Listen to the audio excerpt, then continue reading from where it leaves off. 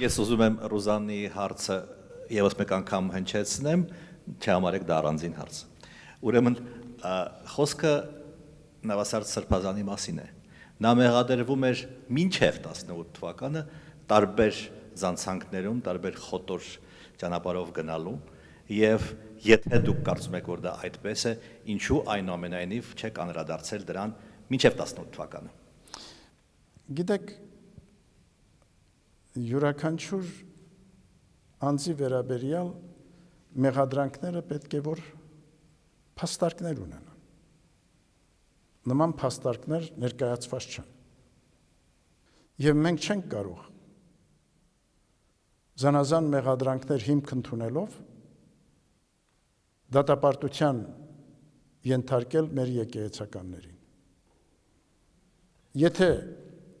որևէ եկեղեցականի առնչությամբ արկա է հստակ մեղադրանք եւ այդ մեղադրանքը հիմնավորված է ու փաստված, բնականաբար եկեղեցին համապատասխան որոշում կայացնում է։ Հիմա իմ հարցերն են։ Այո։ Թեմի առաջնորդի վերաբերյալ փաստորեն Փաշինյանին ենթակա Փաշինյանի կամակատար դատարանը փաստորեն վերանշանակեց Մասյասոտնի թեմի առաջնորդ։ Չնայած դա ձեր կամքին դեր է եւ ձեր իրավասության տակ է։ Հիմա պատկերացրենք այսպիսի մի վիճակ, որ Փաշինյանի դատարանը, Փաշինյանի ԱԱԾ-ն կամ չգիտեմ, քննչական ծառայությունը հրճակում է X-ին կամ Y-ին ամենայն հայոց կաթողիկոսը։ Ինչ հետևանքներ դա կարող է ունենալ։ Ինչպես կարգալույց եղած անձին առաջնորդի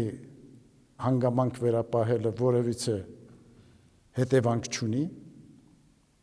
եւ չի կարող ունենալ եկեղեցական մեր կյանքում, նա աշխարհիկ անձ է եւ այն բոլոր որոշումները նաեւ հարկադիր կատարման ծառայության կողմից վերապահված որպես իրավունք կարգալույց եղած անձին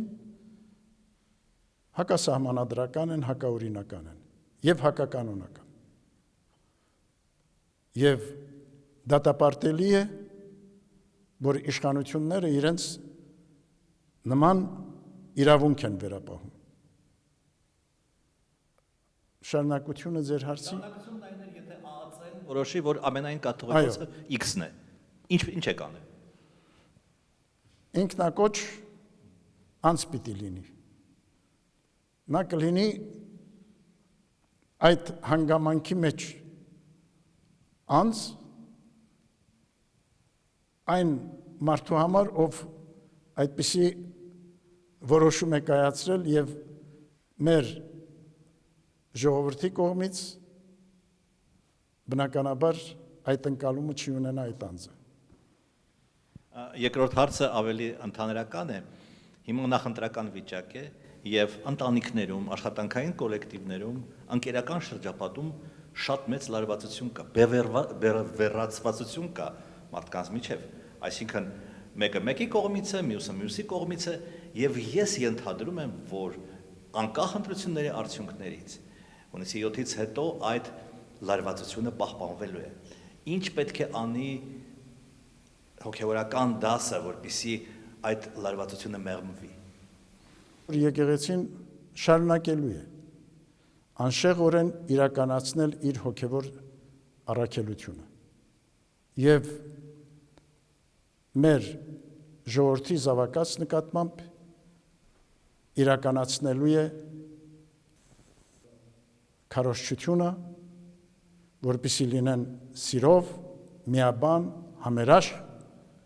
եւ իրենց ջանքերը իգործ դնեն մեր հայրենիքի եւ մեր ժողովրդի արժեվ ծառացած դժվարին հարցերի եւ խնդիրների կարգավորման նպաստ։